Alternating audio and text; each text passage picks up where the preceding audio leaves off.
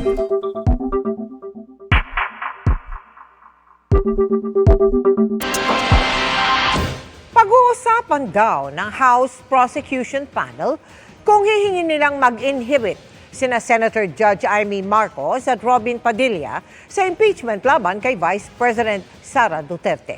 Kasunod yan ang lantarang pagpapahayag ng suporta ng dalawa sa bise sa isang event kahapon.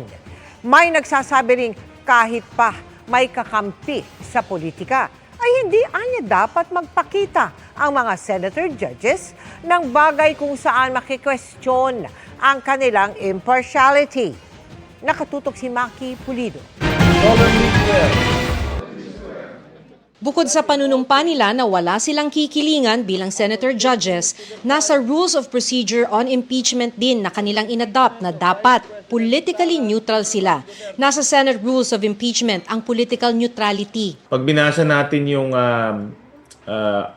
Rules of Impeachment, ilang beses nakasulat doon na dapat maging pantay, dapat maging impartial, dapat walang kinikilingan. Isa dun sa key rules nila ay ang pag-observe ng political neutrality. So hindi maganda na patuloy ang kanilang pakikipagtalastasan o pakikisama sa mga kaalyado nila na huhusgahan nila sa isang impeachment trial. Kahapon lang ay kasama pa ni Vice President Sara Duterte sina Senators Amy Marcos at Robin Padilla sa Malaysia at lantarang nagpahayag ng suporta ang dalawang senador sa vice-presidente. Sabi ni Professor Paulo Tamase ng UP Law, kahit pa may kakampi sa politika, hindi anya dapat mag-aabogado ang mga senator judge para sa mga huhusgahan nila sa impeachment court.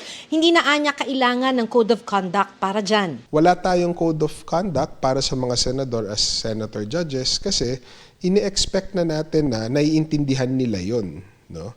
At dahil nga mataas ang estado ng Senado sa ating constitutional government, paalala ni Senator-elect Tito Soto, kung susundin lang ng senator judges ang Code of Judicial Conduct, magagampanan nila ang kanilang mga tungkulin. Ni hindi nga anya dapat nagmumosyon ng mga senator judge. Depensa at prosecution lang anya ang dapat gumagawa nito.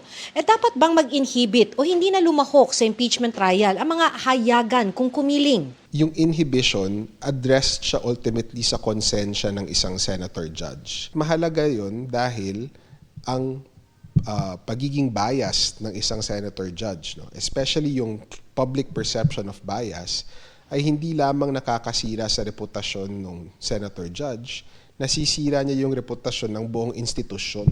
Pag-uusapan ng House Prosecution Panel kung hihingin ba nilang mag-inhibit sina Marcos at Padilla. Isa po yan sa aming pinag-uusapan kung anong hakbang ang amin dapat pong gawin dito.